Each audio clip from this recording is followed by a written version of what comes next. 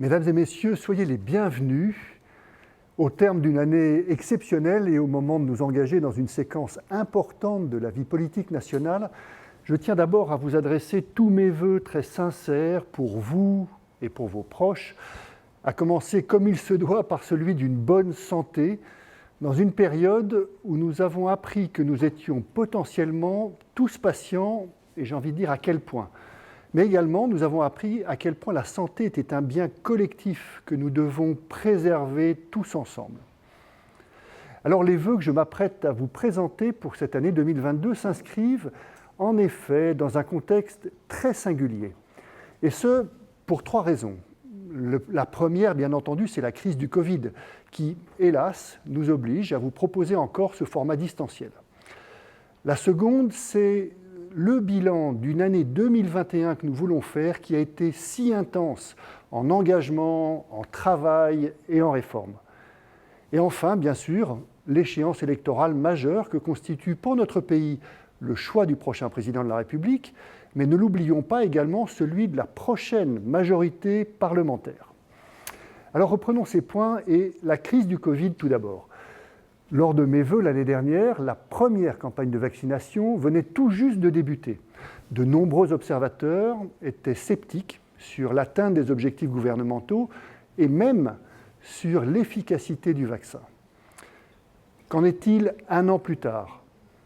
90% de nos concitoyens âgés de plus de 12 ans ont désormais un schéma vaccinal complet et nous mesurons tous les jours à quel point cette importante couverture, l'une des meilleures du monde, nous permet de limiter les formes les plus graves de la maladie et partant d'éviter la saturation de l'appareil de soins.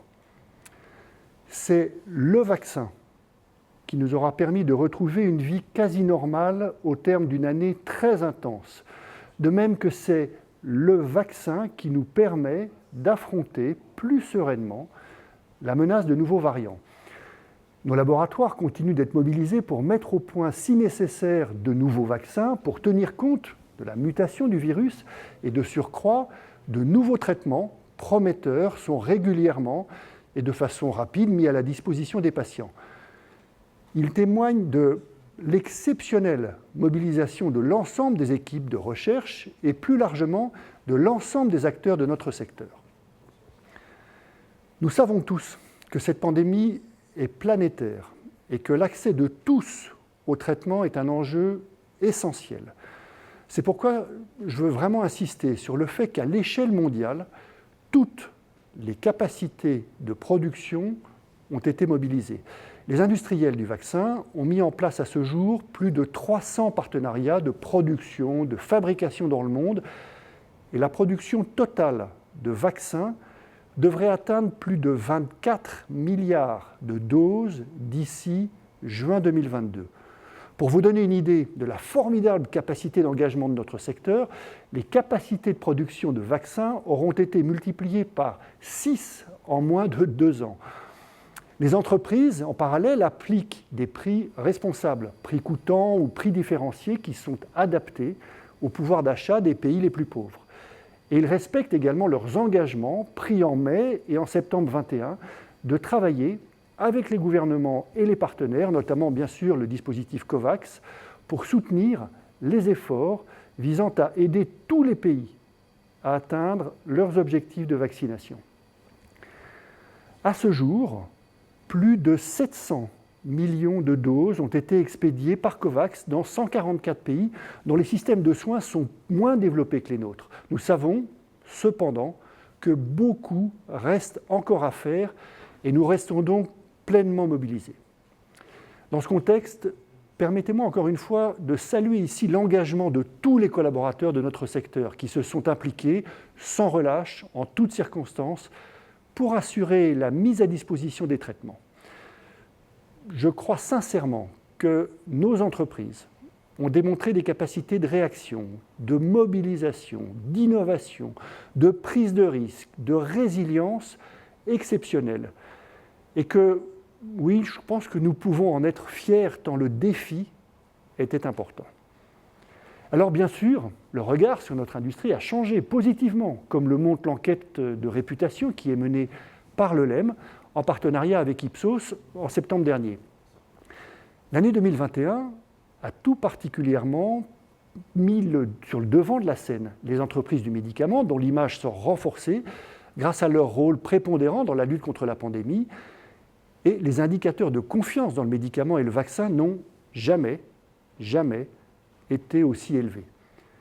Mais cette crise a également fait émerger de nouvelles préoccupations dans l'opinion, en particulier la souveraineté sanitaire de la France, sujet quasi ignoré avant la crise, je dois le dire, malgré les nombreux signaux d'alarme que nous avions adressés, et celle-ci fait désormais partie des préoccupations premières de nos concitoyens.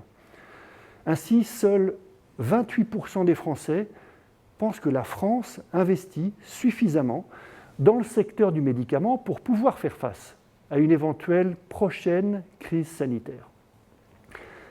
Si je devais retenir un enseignement de cette année 2021, c'est la prise de conscience. Prise de conscience désormais largement partagée du caractère stratégique de notre secteur en tant qu'acteur de santé, bien entendu, mais aussi qu'acteur économique, et du fait que, dans l'avenir, plus aucun pays ne pourra prétendre à être une grande puissance économique si, dans le même temps, il n'est pas doté d'une industrie de recherche et de production en santé qui soit puissante. Compétitivité et attractivité, ce sont vraiment les deux défis que nous devons et voulons relever. Alors marquante, cette année 2021 l'aura été aussi par une séquence très inédite, structurée, autour d'une succession de mesures de transformation très attendues et cohérentes au-delà de la crise du Covid en soi-même. J'insiste tout particulièrement, si vous le permettez, sur cette dimension de cohérence qui a si souvent fait défaut dans l'approche de la politique du médicament. Écosystème de recherche et de développement, incitation industrielle en faveur de l'investissement, conditions d'accès au marché et croissance, lisibilité et prévisibilité du cadre d'exercice constituent un ensemble cohérent dont on ne saurait disjoindre tel ou tel élément dans un cadre de concurrence internationale très exacerbé. L'attractivité et la compétitivité appellent une réponse globale qui, en 2021, me semble avoir été mise en œuvre. Dans ce contexte, 2021 a d'abord été l'année d'un CSIS de rupture, d'un Conseil stratégique des industries de santé de rupture, rebaptisé d'ailleurs Innovation Santé 2030. Cette plateforme témoigne du regard très nouveau que les pouvoirs publics portent sur notre secteur au travers d'annonces spectaculaires portant sur les investissements en recherche fondamentale, la dynamisation de la recherche clinique et de la politique industrielle, ou encore la transformation radicale des mécanismes d'accès au marché. Des annonces qui se trouvent traduites dès la LFSS pour 2022, la loi de finances pour 2022, notamment pour ce qui concerne ce nouveau mécanisme dit d'accès direct et qui permettra à certains produits innovants d'ASMR 1 à 4 d'accéder aux patients dès après l'avis de la commission de transparence sans qu'il ne soit besoin d'attendre l'issue de la discussion de prix. Cette réforme de l'accès direct vient compléter la réforme de l'accès précoce, initiée dans la loi de financement de la sécurité sociale de l'année dernière, à l'issue d'ailleurs d'une concertation très exemplaire, ainsi que la réforme de la liste en sus, dont le décret d'application vient juste de paraître en décembre. Au bout du compte, avec le triptyque liste en sus, accès précoce, accès direct, c'est l'ensemble du paysage de l'accès à l'innovation qui se trouve transformé en France au bénéfice premier des patients.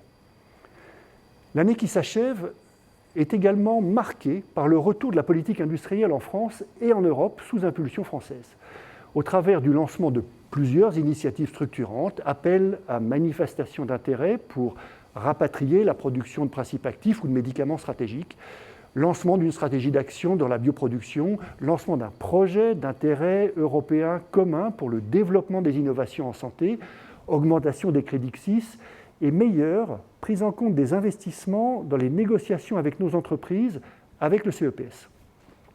C'est donc un ensemble d'initiatives cohérentes, comme je l'ai dit, qui ont été mises en œuvre en 2021, auxquelles je prends garde d'ajouter également, bien entendu, la baisse des impôts de production. Deuxième brique dans cette construction l'accord cadre. 2021 a vu la signature d'un nouvel accord cadre, et vous savez, cet accord constitue le socle de notre vie conventionnelle à laquelle nous sommes très attachés. Un accord cadre où, je le pense, nous avons su tirer les enseignements de ce qui n'avait pas fonctionné dans l'accord précédent, mais également pu adapter cet accord à certains enjeux d'avenir. Enfin, à travers la poursuite et le déploiement de la loi de programmation pluriannuelle de la recherche, les projets de création de clusters de taille internationale dans quelques domaines d'excellence qui ont été identifiés, la création d'une agence d'innovation en santé, le développement d'une stratégie nationale du numérique en santé, la structuration du Health Data Hub. Cette année 2021 a également été marquée par des initiatives complémentaires essentielles dans le domaine de notre environnement de recherche. Et ces changements, la bonne nouvelle, sont perçus par les dirigeants de nos entreprises. Dès avant la tenue du CSIS, notre secteur a d'ores et déjà commencé de répondre présent. D'abord, par la croissance de nos investissements de 17%, production et R&D en 2020, en regagnant une place en Europe également en matière de recherche clinique, puisque nous sommes repassés devant la Grande-Bretagne. Et enfin, la progression de l'emploi industriel et singulièrement des contrats d'apprentissage dont le nombre aura plus que doublé depuis le début de ce quinquennat. Et là, comment ne pas rappeler devant vous que les jeunes que nous formons, tous les jeunes que nous formons, trouvent un emploi à la sortie de leur formation et que, plus parlant encore, nous peinons encore aujourd'hui à pourvoir certains profils de poste. Nous sommes confiants sur le fait que les annonces de 2021 vont nous permettre de consolider cette évolution positive. Et pour autant, au-delà de ces progrès absolument indéniables dont nous nous félicitons, nous savons encore que beaucoup reste à faire. Et en particulier sur un point qui est la croissance nette du marché du médicament qui demeure insuffisante pour tout à la fois protéger et développer notre outil industriel, mais également pour permettre l'accès le plus large possible à l'innovation. Et bien entendu, si nous comprenons les contraintes de la politique de maîtrise des comptes sociaux, nous sommes attentifs à ce que notre contribution ne soit pas disproportionnée, comme c'est le cas, par rapport à ce que nous pesons réellement dans l'ONDAM. En outre, en élevant l'industrie du médicament au rang de secteur stratégique, comme ça a été fait, les pouvoirs publics doivent également veiller à lui reconnaître des marges de croissance pour lui permettre d'innover et d'investir.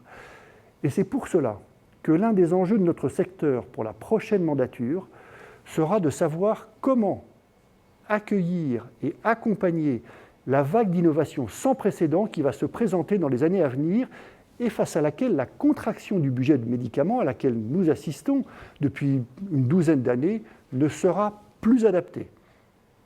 Enfin, je suis particulièrement heureux que le LEM ait marqué des points importants sur des sujets sur lesquels je m'étais engagé en début de mandat. Le premier d'entre eux, c'est en présentant une feuille de route ambitieuse et très précise dans le domaine de la responsabilité sociale de nos entreprises. Le second, en adressant de façon extrêmement volontariste la problématique des ruptures d'approvisionnement, notamment avec la constitution de la plateforme Trackstock. Et enfin, avec le lancement dans quelques semaines de notre Académie du digital en santé qui vise à améliorer l'acculturation de notre secteur à ces enjeux, mais aussi à favoriser la transformation de nos métiers et de nos emplois. Vous le voyez, le bilan de cette année est donc véritablement, exceptionnel. Et je souhaite bien sûr remercier toutes les équipes du LEM pour le formidable travail accompli ces 12 derniers mois, mais aussi l'ensemble des entreprises adhérentes qui participent à notre effort collectif, au premier rang desquelles mes collègues du conseil d'administration. J'ai été, pendant cette période, extrêmement attentif et sensible à la cohérence de notre secteur. Il me semble que ça aura été reconnu par mes interlocuteurs et je souligne à quel point c'est essentiel à mes yeux. Alors maintenant, tournons-nous, si vous le voulez bien, sur 2022 et tournons la page de cette année 2021.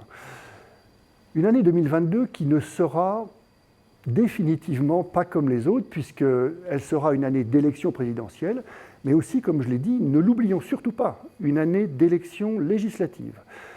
Nous souhaitons, à l'occasion de cette campagne, nous positionner de façon constructive, en capitalisant bien sûr sur tout ce qui a été réalisé durant le dernier quinquennat, mais aussi et surtout en allant au-delà et en étant plus audacieux, plus ambitieux. C'est pourquoi nous entendons formuler une vingtaine de propositions pour 2022, organisées autour de 4 grands axes complémentaires et cohérents. Et le premier objectif, c'est de faire de la France le leader européen du médicament en soutenant massivement la recherche et l'innovation. La crise sanitaire a mis en évidence le recul de la France dans ce domaine. Il s'agit donc de renforcer les capacités françaises en recherche et en innovation en transformant nos atouts en avantages compétitifs. D'une part, en fixant une ambition et un pilotage clair pour la recherche. De nouveaux moyens ont été dégagés, encore en deçà des objectifs de Lisbonne, et ces efforts publics doivent être renforcés pour recoller à nos voisins européens, Allemagne en tête. Nous attendons également en 2022 la création de la future agence d'innovation en santé que j'ai évoquée et qui devra disposer de la capacité de fixer des priorités claires pour la recherche médicale et de développer nos capacités d'anticipation et de mise en œuvre du progrès thérapeutique. D'autre part, il nous faut également prendre la mesure des nouveaux enjeux numériques et technologiques et développer une stratégie offensive dans le domaine des biotechnologies en soutenant le financement et la croissance des health tech françaises et en créant un cadre attractif pour favoriser les investissements des entreprises en matière de numérique. Nous avons également la capacité, la possibilité de faire de la France un pionnier de l'intégration des données de santé au bénéfice des patients, à condition de se doter en France d'un Health Data Hub opérationnel qui permette un accès rapide à l'ensemble des données disponibles. D'autre part, le développement d'écosystèmes plus attractifs pour les investissements dans la recherche constitue le troisième enjeu en matière de recherche et d'innovation. C'est pourquoi le LEM propose d'orienter plus fortement l'épargne vers les financements de l'économie de l'intelligence et de renforcer le caractère attractif du crédit d'impôt recherche. Ce dispositif constitue, vous le savez, la pierre de touche de l'attractivité de la France en matière de R&D, et il s'est affaibli au fil du temps. Enfin, s'agissant toujours de la recherche, tirons ensemble les enseignements de la crise du Covid. J'observe que tous les pays qui ont été en pointe dans la recherche et l'innovation sur cette pathologie sont ceux qui ont su décloisonner largement recherche académique et recherche industrielle. Deuxième objectif, faire de l'industrie pharmaceutique un fer de lance de la réindustrialisation. À l'heure où la France et l'Europe prennent conscience de leur perte d'autonomie en matière de produits de santé, le médicament constitue plus que jamais un enjeu stratégique au cœur des ambitions de reconquête industrielle. Cette politique industrielle repose sur quelques axes.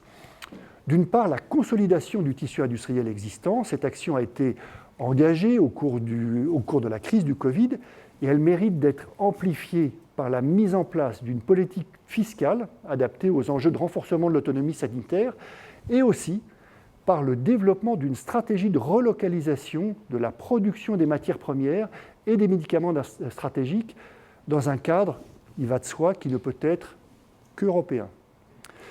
Et là, je veux souligner un point essentiel. Une action particulière devra être portée, j'insiste sur ce point, à la situation des PME et des TPE, dont je vous rappelle qu'elles représentent plus du tiers des entreprises de notre secteur. Ce sont elles qui irriguent nos territoires, sous-traitants, façonniers, fabricants de produits matures. Ce sont elles également qui souffrent en premier lieu des politiques de régulation excessive que nous avons subies depuis une décennie. Je le dis clairement, tout un tissu industriel de petites et moyennes entreprises de santé est aujourd'hui menacé de disparaître si nous n'y prenons pas garde. La spécificité de cette entreprise doit être reconnue et les politiques publiques doivent être adaptées pour tenir compte de leur vulnérabilité. C'est pourquoi nous demandons au prochain gouvernement une stratégie d'action qui soit dédiée à ce secteur, incluant d'importantes simplifications administratives et fiscales également. Autre aspect, le renforcement de la compétitivité des territoires. Maintenant, maintenir nos capacités de production et relocaliser la production de produits matures ne suffit pas, loin de là. Il nous faut aussi attirer dans les régions la recherche, le développement et la production de nouveaux médicaments, dont les biomédicaments, afin de régénérer notre tissu industriel et d'accélérer le déploiement des technologies d'avenir afin de moderniser notre outil de production. L'extension du dispositif de CIR, le crédit impôt recherche, à la production de l'eau pré-industrielle, participe d'ailleurs, à côté de la politique générale d'allègement des charges, de cet objectif au même titre que des niveaux de prix qui soient compétitifs avec nos principaux concurrents et des délais qui soient raccourcis de mise à disposition des innovations pour les patients ou encore même une fiscalité sectorielle spécifique et allégée. Enfin, l'accélération de la transformation des emplois engagés par le secteur au travers du développement des formations en alternance pour être au plus près des besoins et de l'encouragement à l'intégration des nouveaux talents doit absolument être poursuivie. Notre secteur connaît aujourd'hui une mutation extraordinaire et ce sont plus de 150 emplois différents que nous proposons. L'enjeu de la formation est donc absolument stratégique. Il doit être considéré comme tel. C'est pourquoi nous lancerons d'ici l'été une large campagne de communication sur nos métiers pour attirer les talents avec une attention très particulière, je le souligne, aux jeunes issus des quartiers prioritaires de la ville. Troisième objectif, faire de la France le champion d'Europe de l'accès des patients aux médicaments.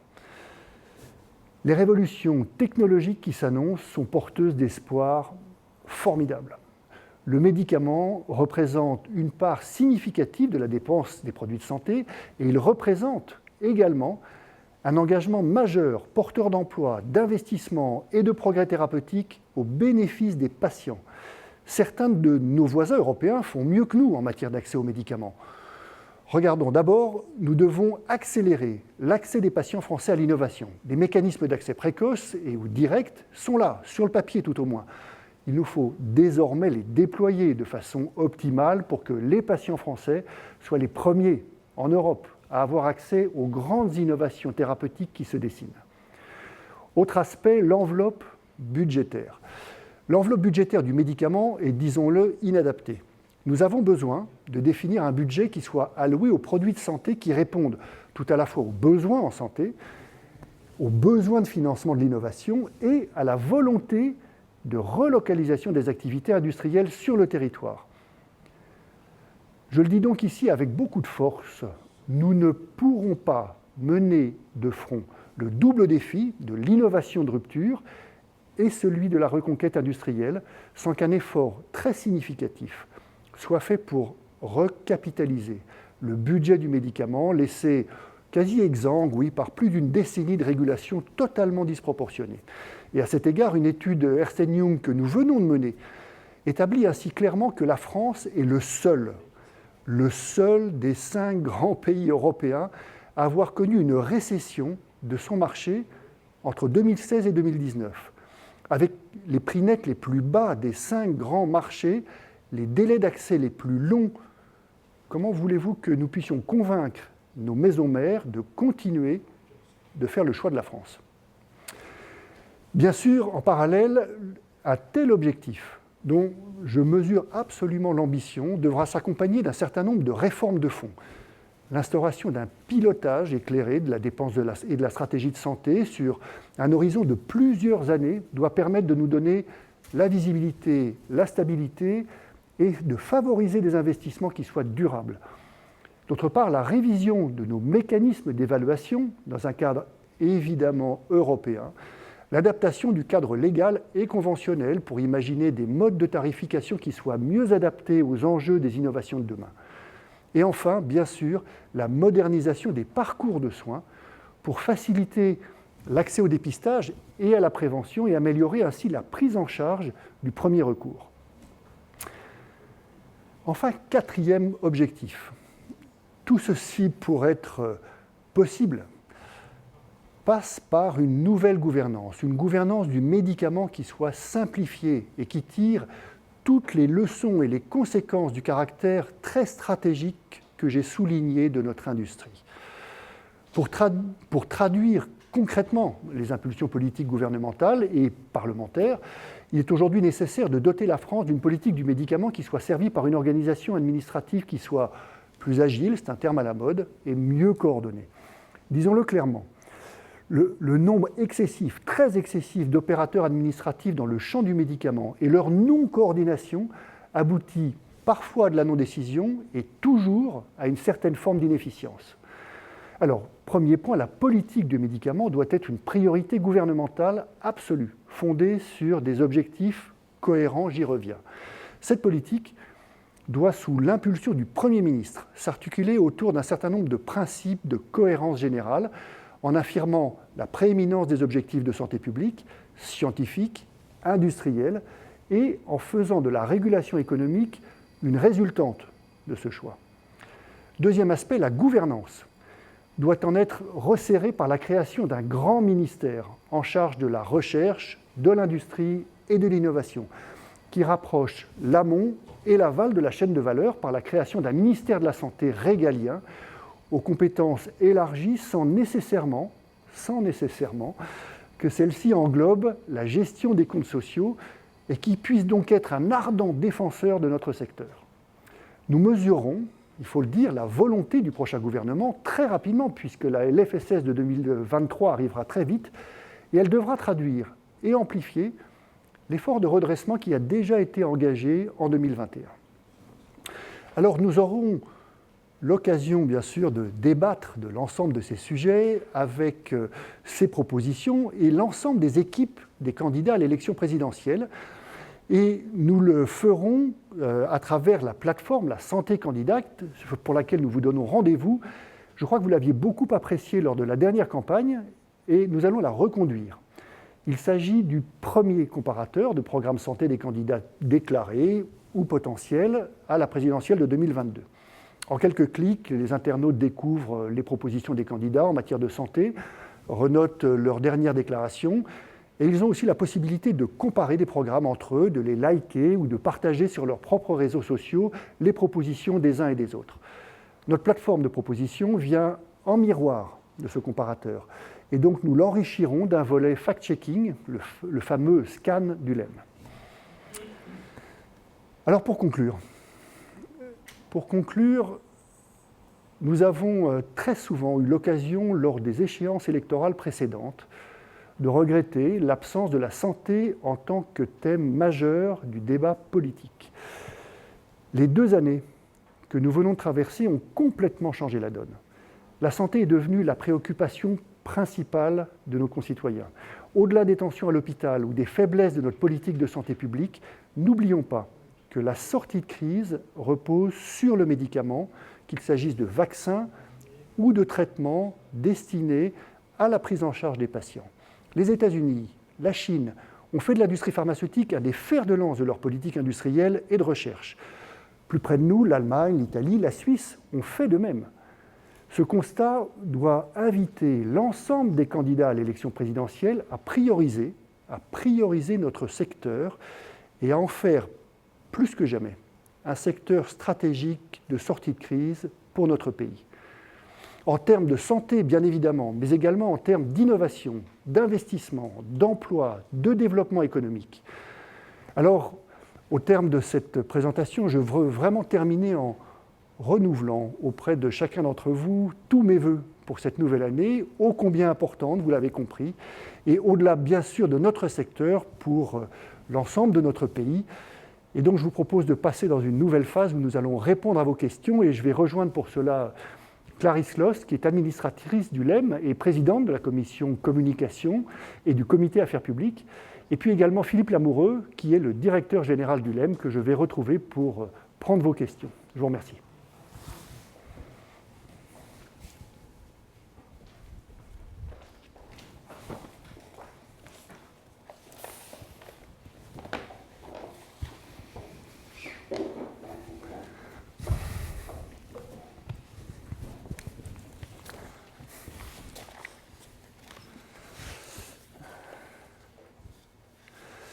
Alors,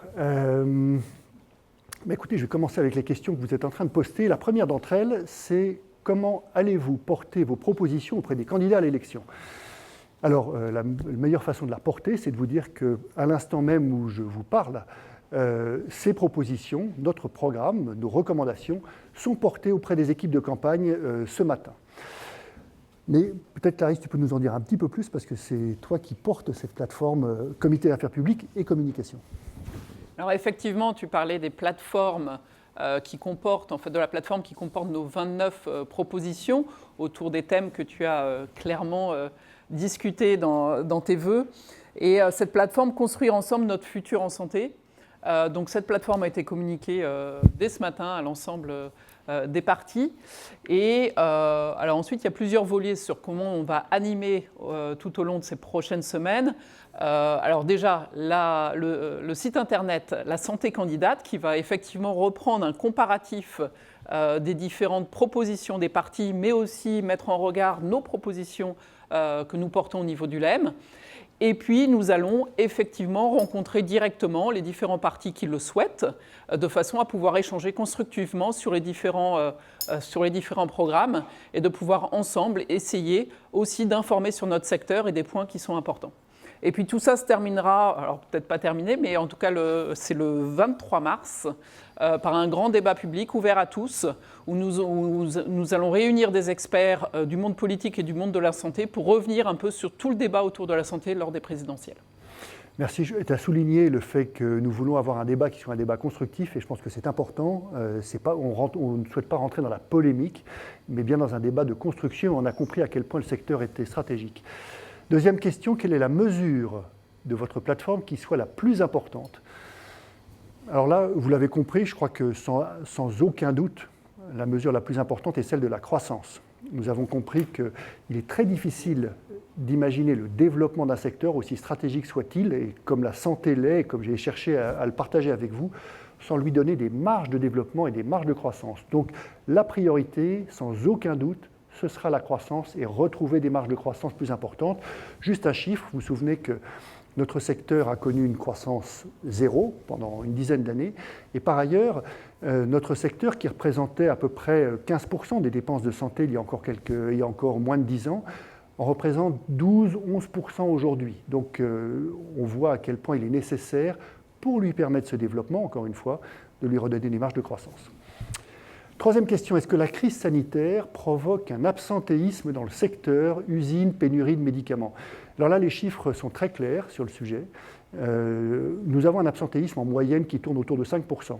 Et les derniers chiffres que nous avons observés montrent que nous sommes entre 8 et 10%. Donc certainement que le Covid, la crise, touche notre secteur comme il touche tous les secteurs. Cependant, le point le plus important, c'est que nous n'observons aucune déviation, aucun risque particulier en matière de disponibilité de nos produits. Donc jusque-là, les choses sont sous contrôle, comme je dois le dire, elles ont été pendant les premières vagues de cette crise. Question d'après monsieur. Votre mandat à la présidence du LEM doit prendre fin en juin 2022. Comptez-vous vous présenter pour un nouveau mandat? Oui, après avoir échangé bien sûr avec mon groupe, mais aussi avec un certain nombre d'administrateurs, j'ai effectivement, dans le contexte très particulier et très passionnant dans lequel nous sommes, décidé de me représenter au suffrage des administrateurs au mois de juin. Pensez-vous que l'Europe puisse élargir ses compétences en matière de politique médicaments et comment ? Est-ce que, Philippe, c'est une question que tu veux prendre? Oui, l'Europe est en train de le faire. Il y a sur la table de la présidence française un certain nombre de sujets qui témoignent de la volonté d'avoir plus d'Europe. On l'a vu en termes de politique industrielle. On le voit également au travers du projet très technique d'HTA, c'est-à-dire d'évaluation de l'efficacité clinique européenne. Il y a enfin ce projet ERA, c'est-à-dire la volonté de mutualiser et de voir émerger une Europe de la santé et du médicament. Ça sera porté par la présidence française et c'est une très bonne chose. Aujourd'hui, malgré les initiatives de COVAX, l'accès des pays émergents aux vaccins demeure très faible, 700 millions de doses. Le LEM s'oppose à la levée des brevets industriels. Quels engagements a pris le LEM pour peser sur les industriels afin qu'une plus grande distribution de doses soit réservée aux pays pauvres? Vous êtes-vous fixé un objectif chiffré? Alors, sur ce sujet-là, je l'ai présenté ou je l'ai évoqué tout à l'heure dans ma présentation. Effectivement, plus de 700 millions de doses ont été données et le sujet n'est pas de s'opposer aux brevets. la question est de se dire quels sont les moyens que nous mettons en œuvre de façon à faire en sorte que tous les patients, quelle que soit leur situation géographique, disposent des vaccins dans les meilleures conditions. Or, aujourd'hui, nous pensons que c'est en mobilisant notre capacité de production, et je l'ai dit, plus de 24 milliards de doses de médicaments, de vaccins, seront disponibles. 11 milliards sont déjà disponibles, mais 24 milliards seront disponibles à la fin du premier semestre de cette année. Et donc, c'est en mobilisant les capacités de production, plus de 350 accords entre des entreprises qui sont des expertes de la fabrication de produits tels que le vaccin ont été faits de façon justement à mobiliser toutes les capacités de production et faire en sorte que ces vaccins, à travers notamment les mécanismes COVAX, puissent être rendus disponibles dans tous les pays. Et je suis d'accord que beaucoup reste à faire et nous sommes très engagés sur ce sujet. Dans le plan Innovation Santé 2030, l'un des objectifs, c'est de produire durablement au moins 10 biomédicaments en France dans les 5 prochaines années, le double d'aujourd'hui hors vaccin.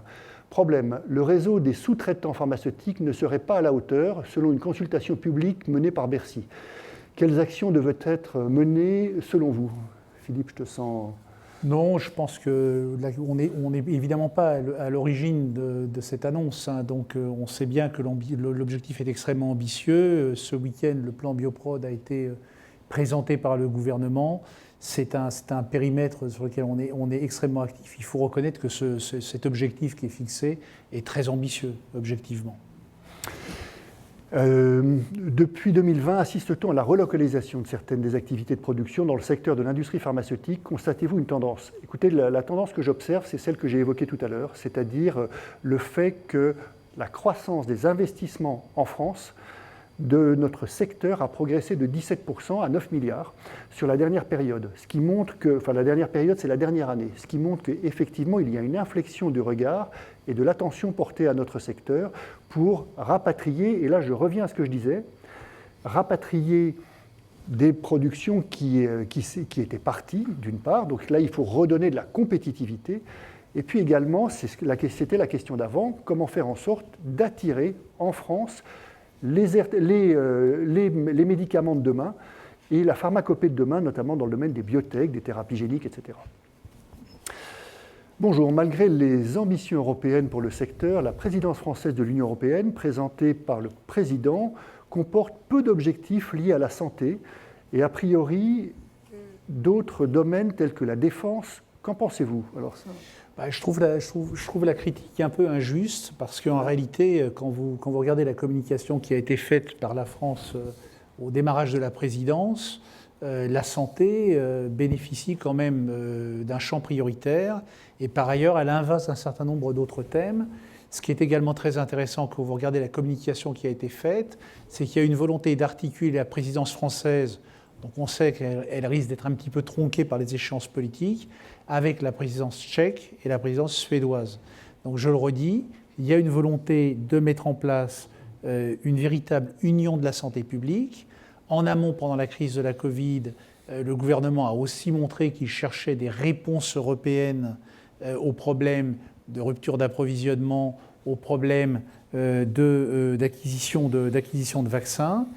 On a effectivement la feuille de route pour la création d'une autorité européenne pour préparer un BARDA européen, ce qui est aussi une initiative tout à fait importante. La volonté de porter la souveraineté industrielle européenne en soutenant, comme tu le disais tout à l'heure, par exemple, ce projet d'intérêt européen commun en santé, ce PIEC, qui est effectivement un levier très important. La révision des directives sur la qualité et la sécurité du sang humain, la sécurité et la qualité des tissus et des cellules, le numérique en santé, et un certain nombre de thèmes comme la lutte contre le cancer, l'antibiorésistance, la santé mentale. Et donc on voit bien, malgré tout, malgré la question, que la France va être extrêmement active dans le cadre de sa présidence sur le plan européen. Et peut-être pour compléter ça, de notre point de vue, il y a un certain nombre de sujets auxquels nous sommes très attentifs. Je pense notamment aux médicaments orphelins, qui est un des sujets prioritaires, et également à l'évaluation de façon à ce que nous puissions aller vers une évaluation européenne qui soit plus large, telle que nous le connaissons par exemple sur les AMM. Pourriez-vous préciser le périmètre d'un ministère de la Santé régalien aux compétences élargies? Clarisse, tu veux... Je peux le prendre et puis vous compléterez s'il on faut. Mais complétera. voilà, l'idée que nous prônons dans une gouvernance simplifiée, plus moderne, c'est de, comme tu l'expliquais un peu tout à l'heure, c'est de pouvoir séparer les compétences. Déjà, un premier ministère autour de la recherche, de l'innovation de l'industrie, qui répondent vraiment au métier du médicament. Et puis avoir un ministère de la Santé qui soit totalement concentré sur la santé publique, sur les objectifs de santé que nous avons, et se détacher en fait de toute la partie financement et budgétaire, que soit libéré de cette partie-là et qui soit regroupé au niveau d'un budget des comptes publics qui reprennent aussi bien le budget que le budget de la sécurité sociale. Donc en fait, derrière ça, on sent qu'il y a une vraie volonté de stratégiser, c'est-à-dire d'avoir un ministère de la Santé qui soit concentré sur les questions de santé et de façon stratégique, un ministère qui soit vraiment sur l'attractivité, industrie, économie, et un ministère y compris la recherche, et puis un ministère qui soit vraiment chargé des comptes. Et on mesure aujourd'hui cette forme d'ambiguïté avec un ministère de la Santé qui est également en charge des comptes publics. Oui, si je peux compléter, la difficulté, c'est qu'aujourd'hui, le ministère de la Santé, dans notre analyse, voit son activité très concentrée sur le soin, donc sur le curatif, et comme le disait Clarisse, si on veut aller vers une approche qui soit plus en santé publique, il faut que ce ministère élargisse son périmètre d'intervention sur les sujets environnementaux, sur les milieux, sur les aspects consommation, et donc on peut imaginer un ministère à périmètre plus large, qui soit vraiment positionné non plus en curatif, mais en santé publique, et peut-être, comme tu le disais, le déprendre de la gestion au jour le jour des comptes sociaux qui embolisent un petit peu son fonctionnement.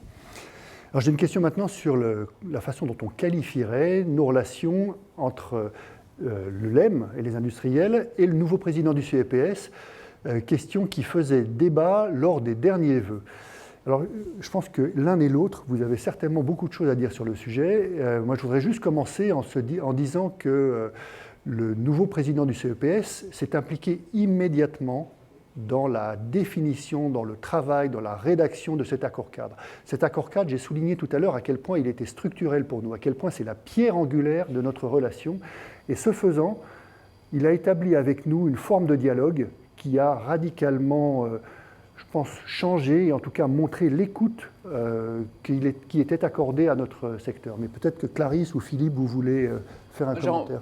Juste pour ajouter, mais je pense une très bonne compréhension des enjeux et essayer au travers de cet accord-cadre justement de répondre aux enjeux qu'on peut avoir, que ce soit autour de l'accès et toutes les dernières réformes qui ont été annoncées au moment du CSIS, qui est une continuité de l'accord-cadre pour aller encore plus loin et d'accélérer l'accès qui est quand même, et vous le voyez encore, l'une de nos priorités au moment de ces vœux et dans les présidentielles, mais parce qu'on ne lâchera pas pour essayer de réduire à moins de 6 mois l'accès au marché à nos innovations. Non, un partenaire. Pas plus. Alors non, moi pas mieux. je fonctionne toujours en associant beaucoup le président et le vice-président qui forment en réalité un tandem. Pour nous et pour les équipes du LEMS, c'est un interlocuteur quotidien ou quasi quotidien. On a des relations extrêmement directes, extrêmement confiantes, extrêmement loyales. Et donc, on est dans un dialogue qui est tout à fait constructif et tout à fait dans l'échange et dans l'écoute. Alors une question ensuite sur la façon de mieux attirer les investissements étrangers en France en dehors du crédit d'impôt recherche. Là, pour moi, les choses sont assez simples. Et vous m'avez entendu souligner, répéter la notion de cohérence. Ce qui fait l'attractivité d'un pays en matière d'investissement, ce sont deux choses. C'est la visibilité, et donc d'avoir une politique qui s'engage dans le temps. D'ailleurs, je dois souligner que quand l'ensemble de l'administration et quand l'ensemble des autorités de l'État s'engagent de cette façon-là, ça donne un certain poids, une certaine visibilité, on l'a vu, mais également la cohérence des mesures. Il est impossible de distinguer d'une politique de recherche, d'une politique industrielle, d'une politique d'accès à l'innovation de façon séparée. Il faut que ce soit traité de façon cohérente. Et deuxième aspect de cohérence, c'est en ce qui concerne d'une part les intentions stratégiques, typiquement le CSIS, et la façon dont elles sont ensuite traduites dans la régulation annuelle, j'ai envie de dire. Et donc lorsque, on l'a connu, un PLFSS vient contrecarrer des mesures stratégiques de moyen terme, ça brouille totalement les cartes. Il me semble que cette année, nous avons fait un progrès, et le CSIS en témoigne, en matière de cohérence et également dans la façon dont nous avons vu cette traduction entre les mesures stratégiques et les mesures de régulation. Tu veux ajouter un point? Non? Okay. Bonjour, quelle est la position des entreprises du médicament sur la substitution des médicaments biologiques par les biosimilaires par les pharmaciens d'officine? Une disposition de la LFSS 2022 la prévoit. Merci. Oui, on s'est peu exprimé sur le sujet. Je dirais qu'il y a pour nous 3 points qui sont importants. Le premier point, c'est que dit la science, donc on est évidemment extrêmement attentif aux positions qui sont prises par les autorités sanitaires, en particulier par la NSM. Et donc, pour nous, il nous paraît clair que, sans avoir de position de principe sur la substitution, on doit se situer dans un cadre scientifique qui est celui posé par les agences sanitaires. Le deuxième point, c'est la position ou l'attention qu'il faut porter à la position des associations de patients. Il y a des domaines thérapeutiques dans lesquels on voit que les associations de patients sont assez ouvertes sur cette notion de substitution. Il y en a d'autres sur lesquels il y a beaucoup plus de réserves, et je crois qu'il faut en tenir compte. Le troisième élément, c'est qu'il y a évidemment aussi derrière cette problématique des biosimilaires une problématique industrielle. Il y a des sites de production importants en France, il se passe des choses, et donc ne reproduisons pas peut-être certaines erreurs qu'on a pu commettre au moment du générique sur le biosimilaire. De ce point de vue-là, le PLFSS nous paraît une first step, une première étape qui est assez pragmatique, et donc c'est la raison pour laquelle on n'a pas ressenti le besoin d'être extrêmement vocaux sur le sujet. Pas d'opposition de principe, il y a évidemment une place importante pour le biosimilaire dans notre pays. Le gouvernement souhaite avancer de façon empirique, c'est sans doute la bonne façon de procéder. Et d'ailleurs, du coup, c'est une parfaite transition sur la question d'après, qui est nos propositions concernant les médicaments génériques. Sur les médicaments génériques, il n'y a pas de proposition particulière, dans le sens où le médicament générique a trouvé toute sa place dans l'arsenal thérapeutique. On est aujourd'hui à des taux de substitution qui sont extrêmement importants. On est à 84-85% de substitution. On est encore sous le coup d'un article de la LFSS de l'année dernière dont on voit bien qu'elle a donné une impulsion au développement du médicament générique. Donc aujourd'hui, la problématique du médicament générique, elle est plutôt... c'est un fait, c'est établi, c'est dans le paysage thérapeutique. Absolument. Clarisse, tu veux ajouter, non?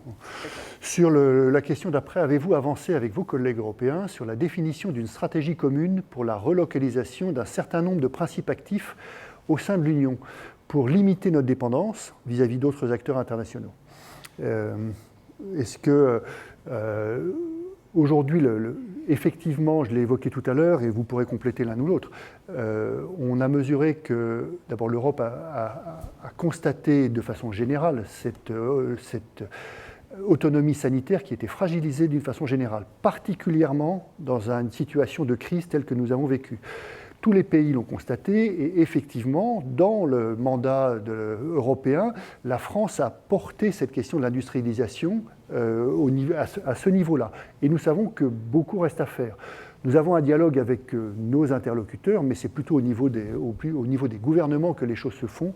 Est-ce que vous voulez compléter ou ajouter un point? Oui, je crois qu'on échange évidemment avec nos associations sœurs. On sait par exemple que c'est un sujet sur lequel nos homologues allemands sont prêts à travailler avec nous également.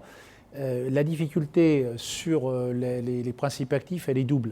La première, c'est qu'il faut arriver à sécuriser, à stabiliser ce qui existe déjà, c'est-à-dire à optimiser nos capacités de production telles qu'elles sont et protéger l'outil tel qu'il est. On travaille sur ce sujet avec nos amis du SICOS, qui est l'organisation homologue sur la chimie, et on a publié récemment des travaux qui permettent d'éclairer ce débat.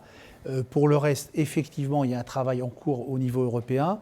La difficulté qu'on a, c'est qu'évidemment, rapatrier des sites de chimie en Europe pose des problèmes qui vont au-delà de la simple attractivité du territoire européen, mais qui posent des problématiques d'acceptabilité du rapatriement d'activités de chimie sur le territoire, ce qui n'est pas non plus un sujet évident. Non, il y a un point à rajouter aussi, c'est qu'il est illusoire de penser qu'on arrivera à tout rapatrier, toute la pharmacopée et sur toutes les étapes de fabrication. Il n'y a pas que le principe actif, il y a effectivement d'autres éléments critiques dans la fabrication.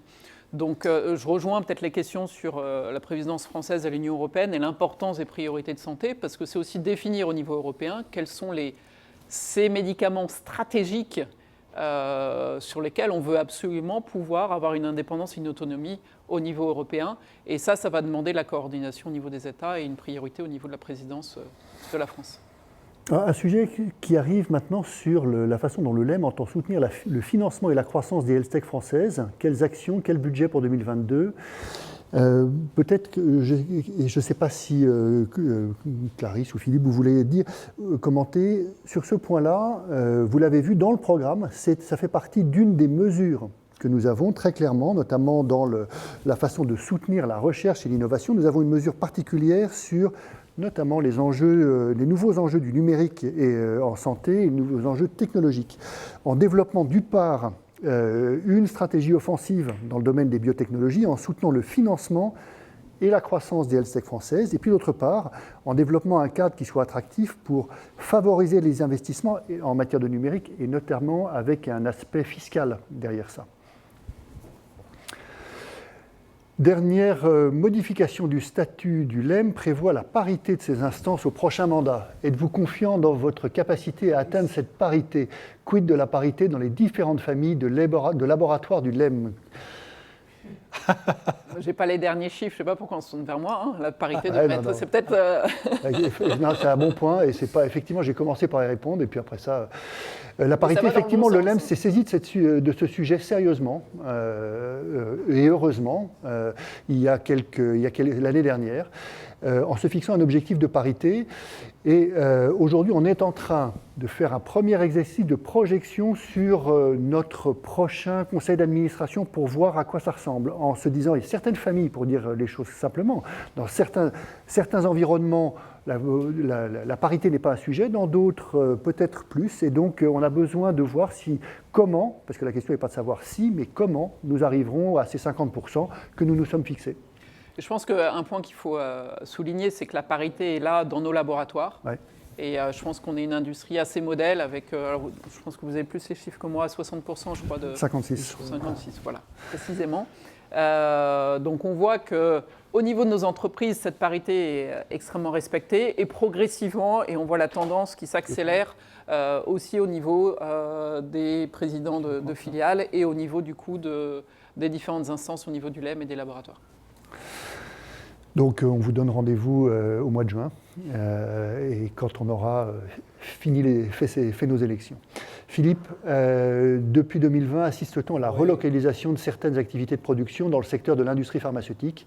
Est-ce qu'il y a une tendance ? Alors simplement, pour revenir en un mot sur la question sur la health tech, juste pour dire que vous verrez dans la plateforme qu'on met en ligne les propositions de façon plus détaillée, vous aurez vraiment les réponses sur la plateforme, hein, notamment pour tout ce qui concerne le financement ou ce qui concerne aussi les conditions d'accès au marché, parce qu'une des difficultés pour les sociétés de health tech, c'est la difficulté qu'elles ont dans le cas de la France de pouvoir accéder au marché. On a des problèmes de cadre juridique adapté aussi aux produits de health tech. Aujourd'hui, on ne sait pas bien évaluer ces produits, les traiter en accompagnement de médicaments. Donc il y a toute une série de propositions que vous verrez dans la plateforme. Sur la relocalisation, oui, évidemment, on constate un certain nombre de choses.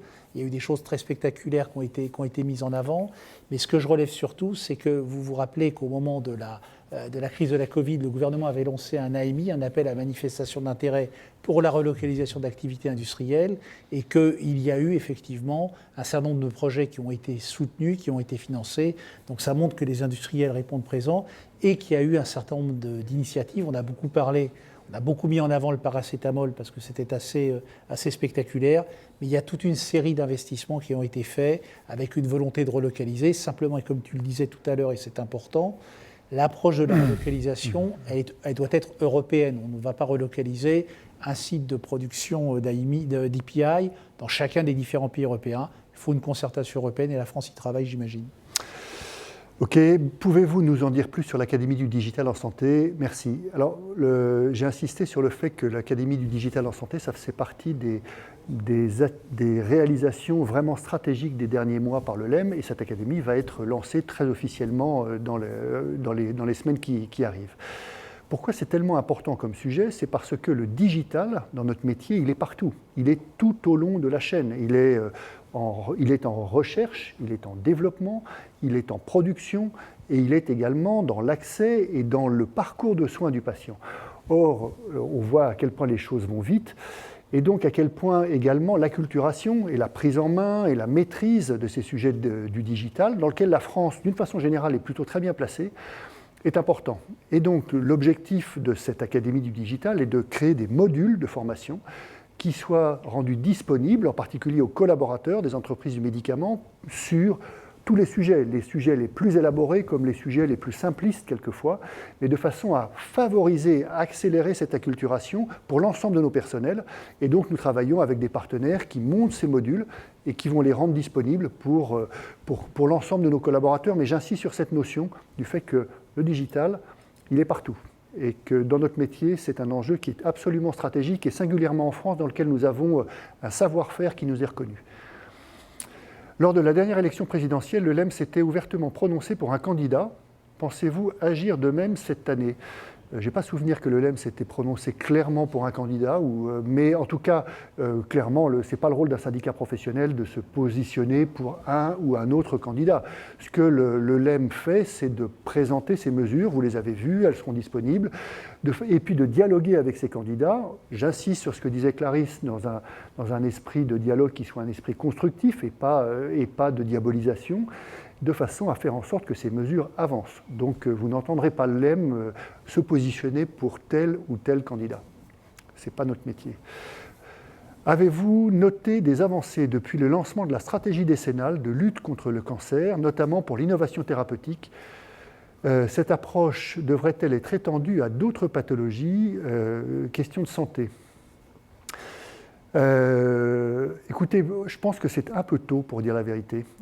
Et je pense qu'aujourd'hui, et peut-être que Clarisse, tu voudras compléter, mais je pense qu'aujourd'hui, il est un peu tôt pour mesurer ça. Ce que j'observe, et je te laisse compléter, c'est que incontestablement, le plan cancer a été un plan qui fait qu'aujourd'hui, je vous donne un exemple, dans le domaine de la recherche clinique, nous avons perdu des places. La France est le 4e pays européen en matière de recherche clinique.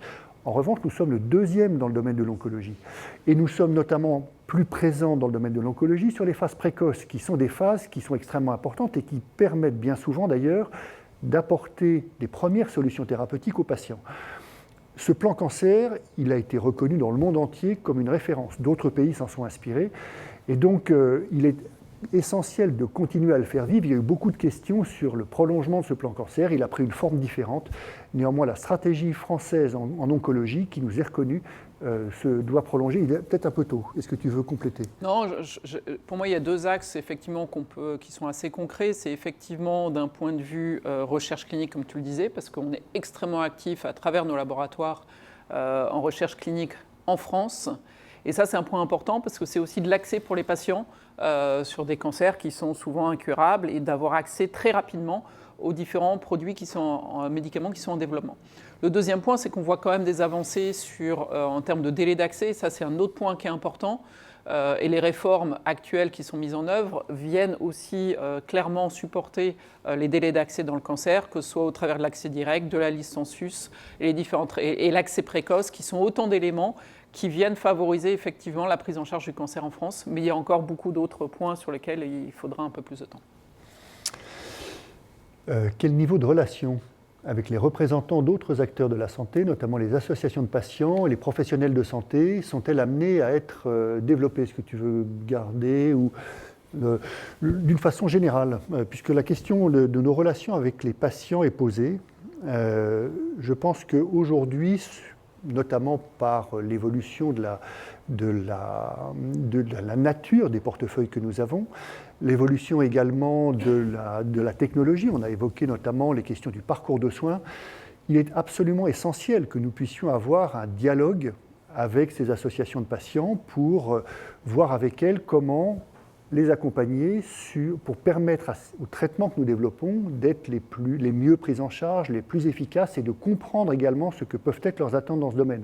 Donc le LEM a un dialogue. Ce dialogue, il est encadré de façon extrêmement claire. À cet égard, vous savez que nous avons un CODEM. Le CODEM, c'est l'instance de déontovigilance du LEM que nous avons saisi, que j'ai saisi en l'occurrence, sur la façon dont nous pouvons et devons travailler avec ces associations de patients, parce que c'est un sujet qui est essentiel et en même temps qui doit se faire dans un cadre qui est un cadre parfaitement, évidemment, respectueux et transparent. Peut-être, Frédéric, pour compléter sur 2 éléments. Le premier, c'est qu'on a constitué au sein du LEM un espace d'échange avec les associations de patients qui s'appelle le Lab Médicaments et Sociétés, qui aborde un certain nombre de sujets d'intérêt commun entre les associations de patients et notre industrie. Par exemple, en 2021, le Lab Médicaments et Sociétés a produit une recommandation que je vous engage à regarder parce qu'elle est très intéressante sur les fake news. On avait d'ailleurs beaucoup communiqué dessus. Elle travaille actuellement, elle mène une réflexion sur l'expertise. On aura l'occasion de revenir vers vous également. Le deuxième élément, c'est de dire que l'évolution des progrès thérapeutiques, l'arrivée des médicaments du futur, fait qu'on va passer progressivement, en partie en tout cas, de l'in vitro à l'in vivo, et que le suivi des médicaments en vie réelle va devenir un enjeu central pour les industriels, et que donc dans ce cadre-là, le rôle des patients, il va être amené à être de plus en plus important. Donc oui, la relation, elle est naturelle, avec les professionnels de santé également aussi, bien entendu, ça va de soi. Et je dois dire également d'autant plus que l'expertise des patients est également, se développe également. Combien de créations d'emplois prévues cette année dans le secteur est-il difficile de recruter? C'est un sujet important, je l'ai évoqué rapidement tout à l'heure. Notre secteur en matière d'emploi, en matière de formation est en pleine évolution. Et j'ai évoqué les 150 emplois que nous avons aujourd'hui. Et la réalité, c'est que nous avons du mal aujourd'hui à recruter. Et en fait, c'est intéressant parce que la difficulté à laquelle nous faisons face, c'est bien souvent une sorte d'autocensure de certains des candidats que nous pourrions avoir, qui pensent que ce secteur n'est pas pour eux. Et que ce secteur est, si je fais simple, un secteur de blouse blanche. Vous imaginez bien que dans les 150 métiers que nous créons, on est bien au-delà des blouses blanches. Et on est un secteur dans lequel, en particulier, on vient de l'évoquer largement, mais on développe des métiers dans le domaine de la data, du data management, du digital, des nouvelles technologies. Et donc aujourd'hui, on a un travail à faire pour mieux faire connaître ces métiers-là, pour mieux accompagner, d'où l'importance d'ailleurs de ces jeunes que nous accompagnons et des 8000 contrats d'apprentissage sur lesquels nous sommes engagés, pour justement accompagner ça. Maintenant, pour répondre précisément à la question, nous avons créé l'année dernière 11 000 emplois avec une croissance de 0,5%. C'est-à-dire que nous sommes un secteur qui, de façon, là où d'autres secteurs ont détruit, nous sommes un secteur qui renouvelle et un secteur qui augmente légèrement, mais surtout nous sommes un secteur dans lequel l'emploi est en permanente mutation. Pouvez-vous nous donner des exemples de mesures fiscales et administratives qui profiteraient aux TPE-PME du secteur? Pouvez-vous nous en dire plus sur la campagne de communication à destination des jeunes? Calendrier, dispositifs prévus? Peut-être une question pour chacun, peut-être la première partie sur les mesures fiscales et une deuxième partie de communication.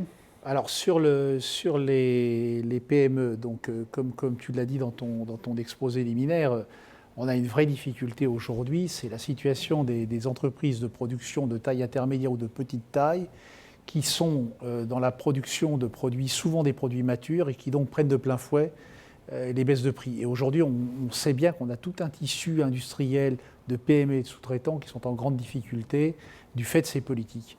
Et donc, on imagine un certain nombre de dispositions. Je vais en prendre 2 qui ne sont que des exemples.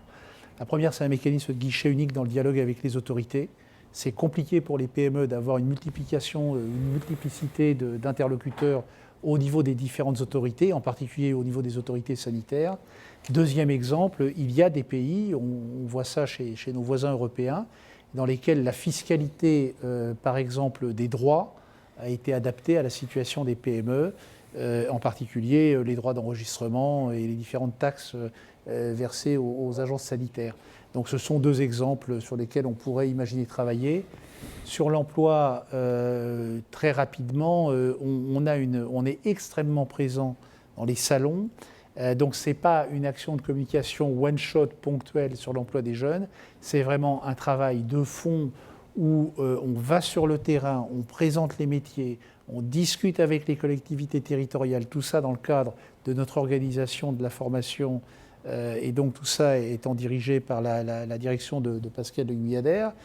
On est très très actifs, si tant est que l'épidémie permettent l'organisation de ce type d'événement. Et pour l'instant, ce n'est pas tout à fait simple.